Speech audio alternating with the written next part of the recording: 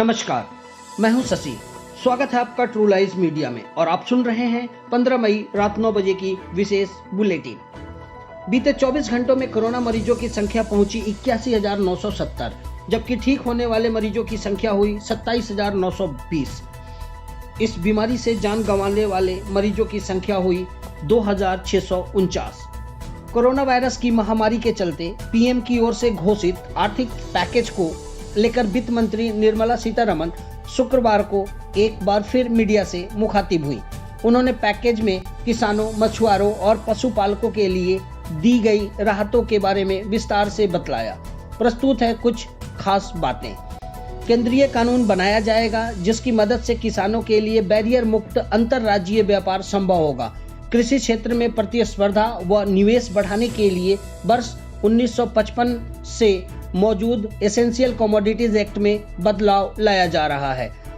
टमाटर, प्याज, आलू के लिए बनाया गया ऑपरेशन ग्रीन अब सब फल सब्जियों पर लागू होगा।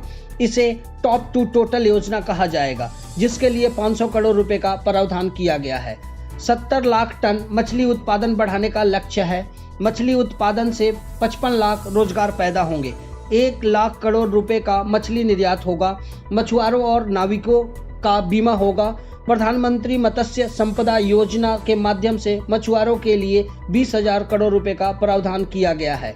मधुमक्खी पालन को बढ़ावा देने के लिए 500 करोड़ रुपए का प्रावधान किया गया है। इस तरह पशुपालन बुनियादी ढांचा विकास फंड के लिए 15,000 करोड़ रुपए रखे गए हैं। हर्बल कल्टीवेशन के लिए 4,000 करोड़ रुपए का प्रावधान है। 10 लाख हेक्टेयर में हर्बल खेती होगी। इससे किसानों को 5,000 करोड़ रुपए का अतिरिक्त आय होगा। पशुपालन बुनियादी ढांचा विकास फंड के लिए 15,000 करोड़ रुपए का प्रावधान किया गया है।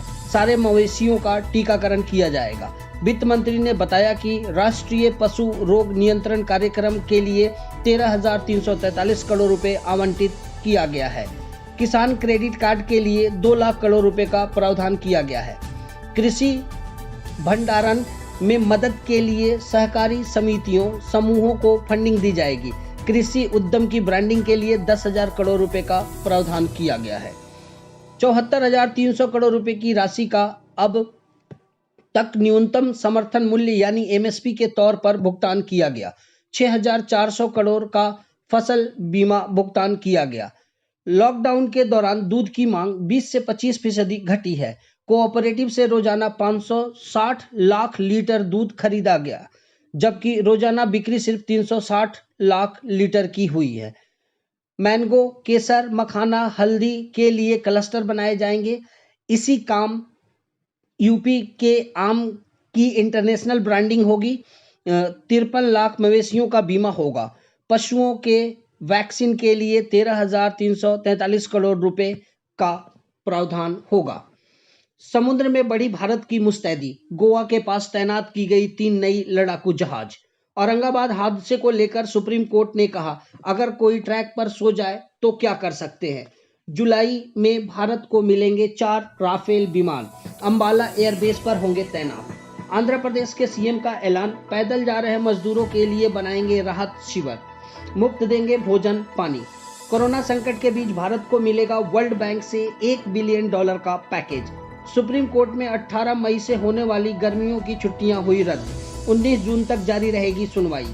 चीनी पाकिस्तानी पनडुब्बियों पर नजर रखने के लिए अमेरिका से 24 MH-60R चॉपर का सौदा किया भारत। अब खबर दिल्ली से।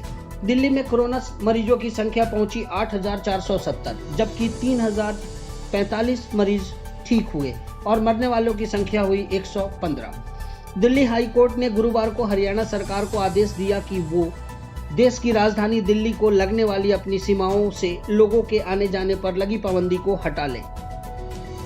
हरियाणा सरकार ने कोर्ट को वादा किया है कि डॉक्टर, नर्सों और पुलिस कर्मियों को बिना किसी रोक टोक का रास्ता दिया जाएगा। दूसरे को भी आवेदन के 30 मिनट के भीतर मिलेगा ई पास।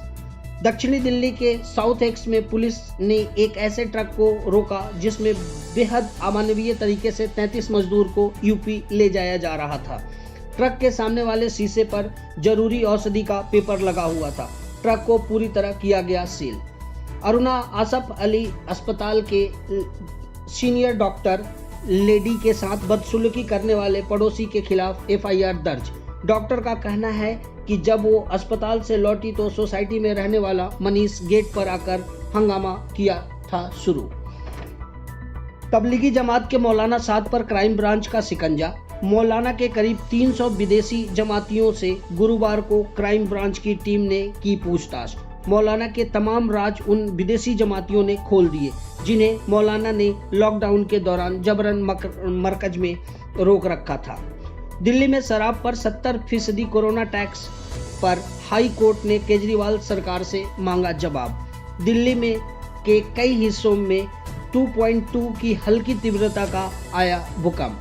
अब कुछ अंतर्राष्ट्रीय खबरें। अमेरिका ने चीन पर डाला दबाव, लापता पंचेन लामा को रिहा करो। तानाशाह किम जोंग अपना बॉडीगार्ड और खुफिया चीफ को बदला। कोरोना वायरस ने बढ़ाई ट्रंप की मुश्किलें। कोरोना के चलते 30 लाख और लोग हुए बेरोजगार। वर्ल्ड हेल्थ ऑर्गेनाइजेशन में भारत के बढ़े कदम से परेशान हुआ चीन। बौखलाहट में कर रहा है सीमा पर घटिया हरकत। कल फिर हाजिर होंगे एक नए अंक के साथ। तब तक दीजिए इजाजत। घर में रहें, सुरक्षित रहें। जय हिंद।